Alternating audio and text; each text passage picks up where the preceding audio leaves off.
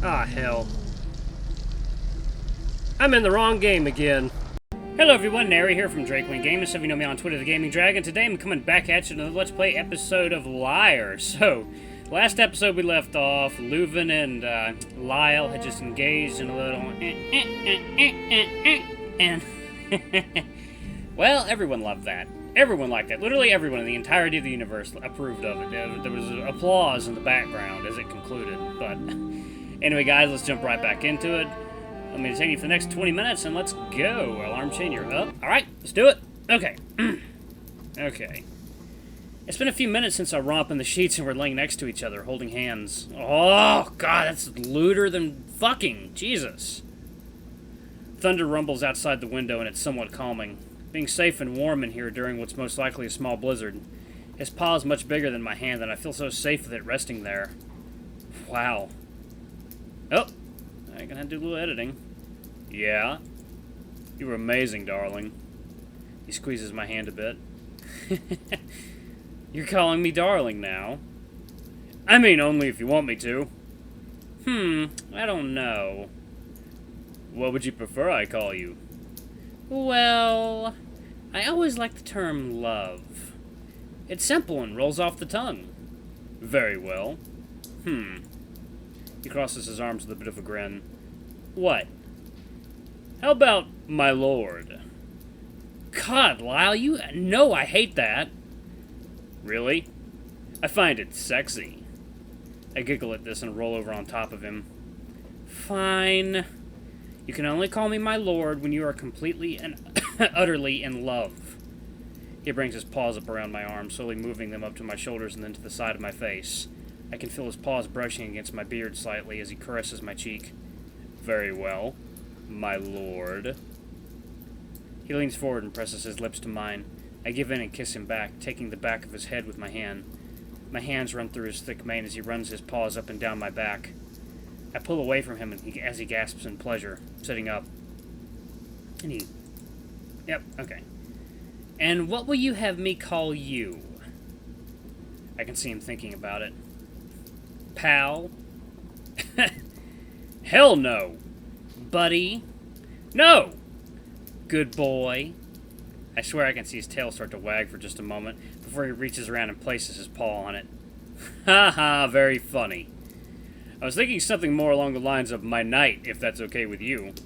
But love works too. I rest my head onto his chest and rub my cheek onto his fur. My knight? I say this in a swooning voice, which causes him to laugh. You don't have to say it like that. Oh, SpaghettiOs! There's a knock on the door. Shit! He swings his legs off the bed and runs over to the tall dresser standing up against the wall. Lord Luvun?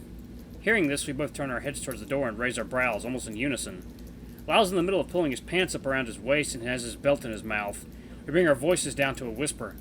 How do they know I'm in here? Maybe someone saw you heading this way. Maybe someone saw you heading this way. Oh, God, he's turned into Sean Connery. Yeah, but I think of what Adria said earlier, and it sends a shiver up my spine. Just a moment! I yell this toward the door, and as I put my slacks on and throw my shirt on without buttoning it. Kitty, knock it off! You're not getting in that room! I walk towards the door and open it. It's a servant from earlier. Yes? Lord Luvun, the king wishes to see you in his chambers. Oh. Right. I'd completely forgotten he wanted to speak with me later. He left during the ball to take care of some urgent business. I was sent to come and get you some time ago, but you were no longer there. I'm told that you left the ball, with Sir Reed following behind you. He leans in and stares at Lyle, standing there shirtless. Yes, I did. There was a slight altercation, but all is well. His nose twitches and he straightens up. The king has been waiting a long time. I suggest you find him at once. I'll leave as soon as I can. Very well. I trust you can find your way. His room is right down this hall and up the stairs. I close the door slightly as I talk to them. I'll be there as soon as I can.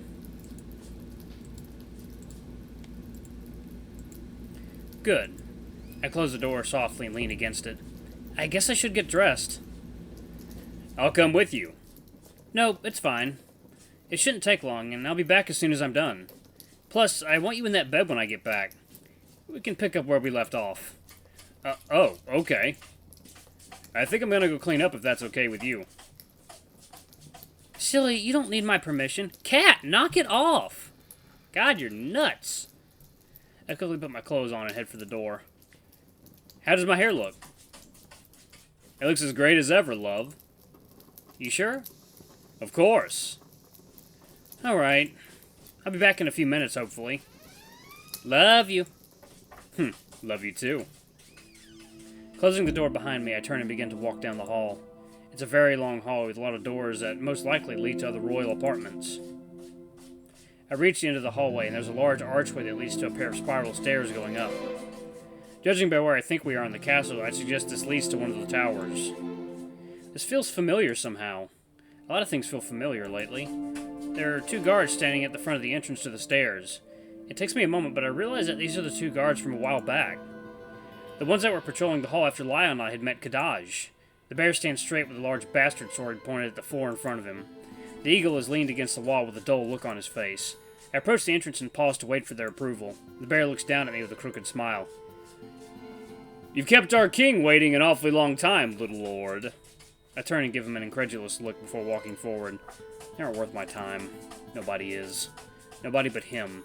I start to ascend the staircases, and I reach the top. I realize this isn't that large of a climb. There's only about 20 or 30 steps. When I reach the top, there's a common area and a large set of double doors with the Ossian crest in the center, surrounding the symbol of Tigrin. Large bushes filled with flowers adorn the roof of this area, and a big window shines moonlight onto the flowers. Petals fall onto the ground in front of me, and as I step forward, I feel the leaves crunch under my shoes. Rainer loves his plants.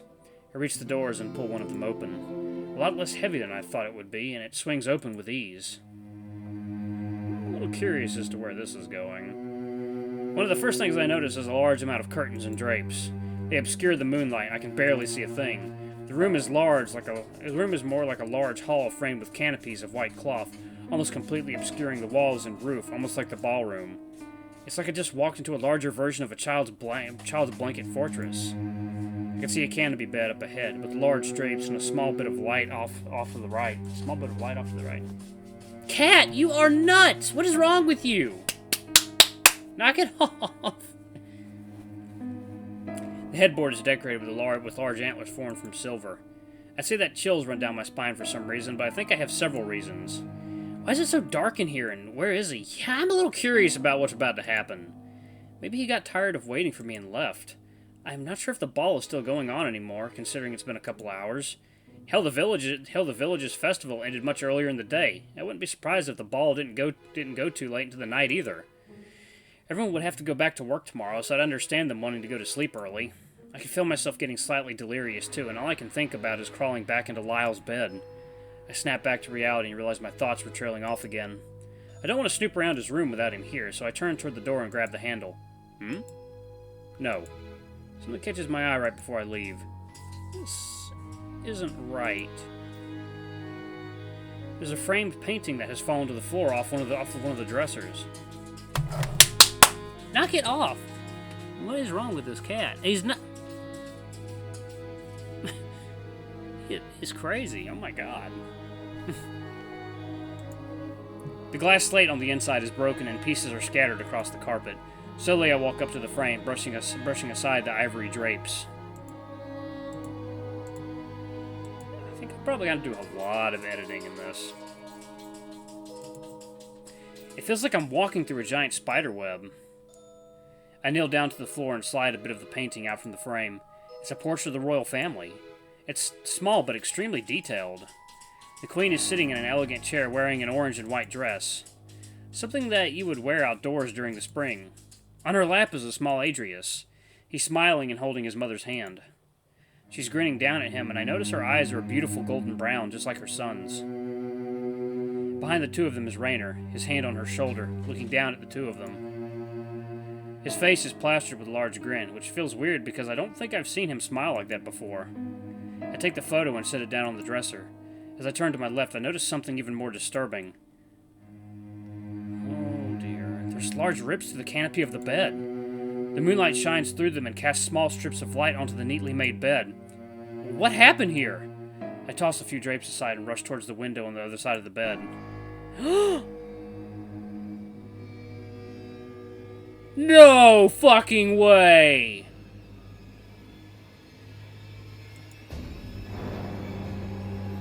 Oh, no!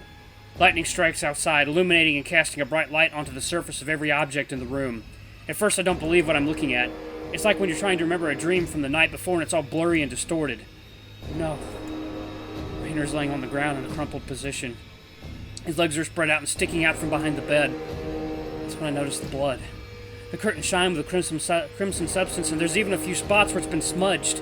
The front of his body is splattered with a few strands and drops of it, and his hooves glisten with scarlet liquid. My legs become weak, and I drop to my knees. My hands fall to the blood-stained floor to catch myself. No! No! No! I bring my face up to look at him, and I see his own. His eyes are wide open, and his head is angled toward the window. They look as if they're staring at nothing, with tear stains coming down his cheeks, empty and glazed. I'm not sure if he's completely dead yet or not. The body still looks fresh. His throat has been cut to the bone, blood pooling out onto his chest and then onto the floor beneath him, creating a dark puddle. I think I can also see several stab wounds in his chest, but could also just be stains. Surprisingly, it doesn't look like blood was sprayed anywhere. Aside from there.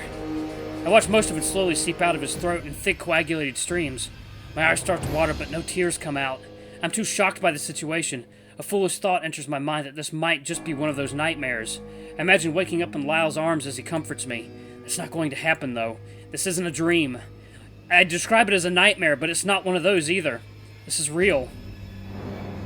Thunder flashes outside again, and I can see the reflection of it in his eyes. Who did this? There are guards outside the entrance to this tower. To my left is a dagger. The blade is dripping with blood, and it stains the carpeted floor it rests on. It doesn't look like a special blade. The dagger looks like something you would buy at your average smith.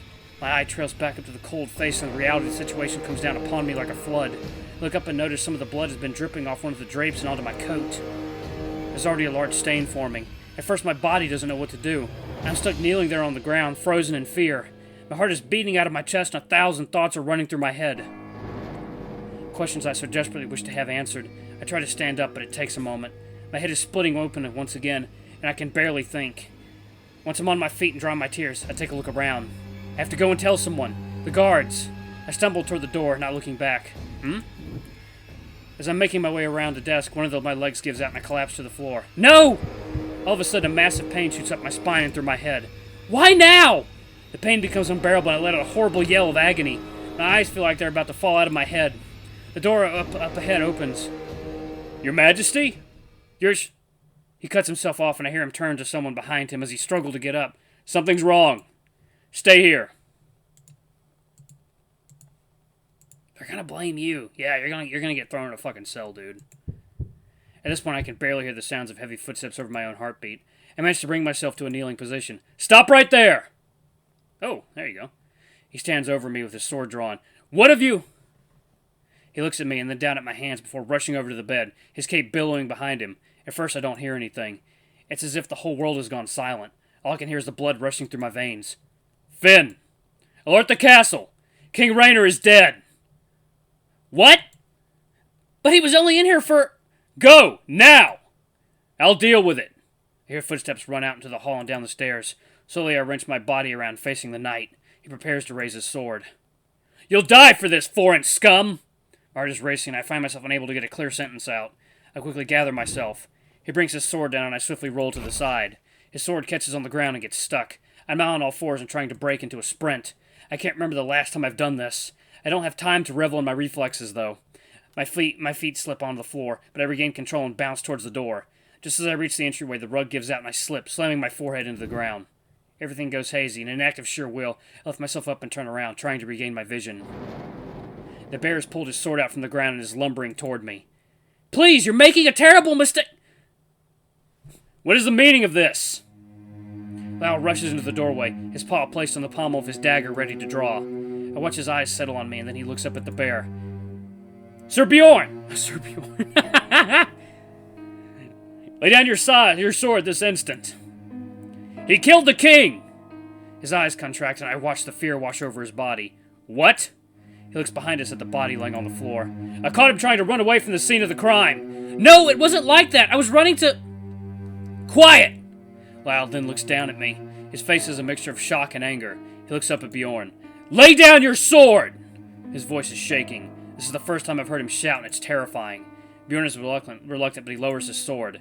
He walks up to me and stands over me for a moment. Lyre, please! I didn't... It wasn't me! He looks down at me with fear and then looks up at Bjorn. I can see he's clearly conflicted. My heart is thumping in my chest and I feel like a cornered animal. Lyre then bends down and grabs my arm. He's not gripping me too hard, but slowly lifts me up. Lord Luvun, you are under arrest for suspicion of crimes against the Kingdom of Lyre and the murder of King Raynor Ossian. He takes a pair of shackles and binds my hands behind me. What? Is this seriously happening? Lyre! Lyre, you know I didn't do it! Bjorn is standing by the king, clearly not happy with this outcome. I'll take him to the dungeons. No. I'll take him. Has the rest of the castle already been alerted? I see him tighten his grip on the pommel of his dagger. Yes, I sent Finn to alert the castle. His grip loosens and I feel him tug on my shackles. As we turn away, he whispers in my ear quickly. It's an extremely quiet whisper, but I pick up on it. Trust me. A slight wave of relief washes over me. I don't know what he could possibly have planned, but anything is better than being executed on the spot for a crime I didn't commit. He begins to lead me to the door. Bjorn, I need you to stay here and wait for the others to arrive. I'm sure that they will be here soon. Understood. Bjorn lumbers over to Raynor's body, getting down on one knee. Lyre leads me out into the hallway, and he almost breaks into a sprint. He doesn't talk. He just looks straight ahead. After we descend the spiral staircase, he slows his pace a bit. I can't tell if he's angry at me or not. Lyre, you know I didn't do it, right? More silence.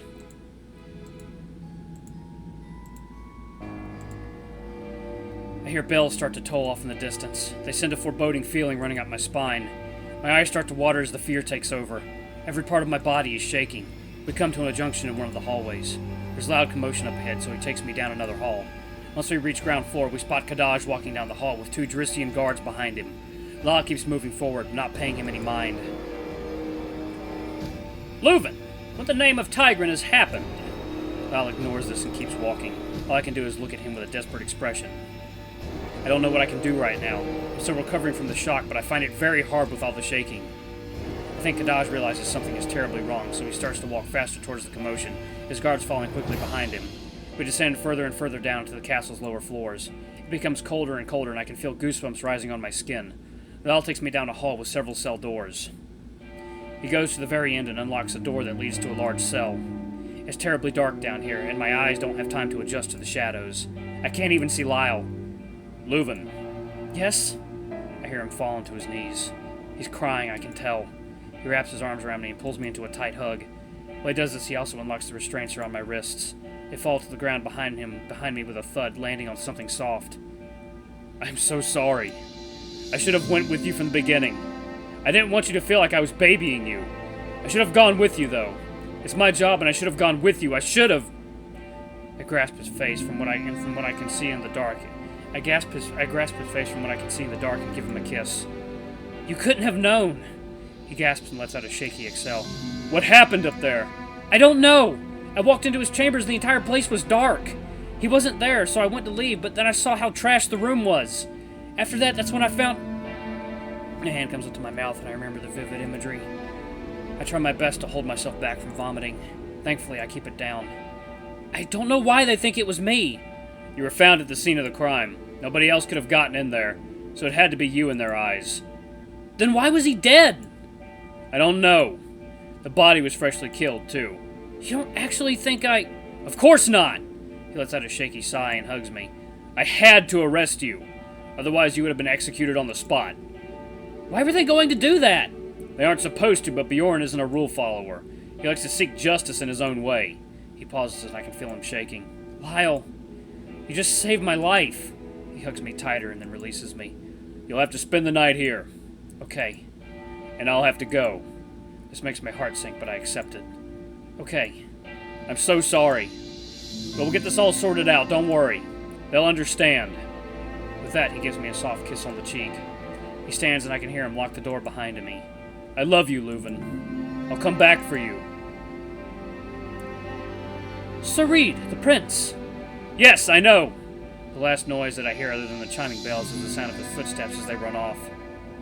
I don't know what to do. A million thoughts run through my head, but they all conjoin at the same path. What happens next? I find a stone bench in the dark and lay down on it. Tears stream down the side of my face, but I don't care anymore. All I can do is succumb to the darkness as I pass out. No dreams tonight. Just one word echoes through my mind like a bell.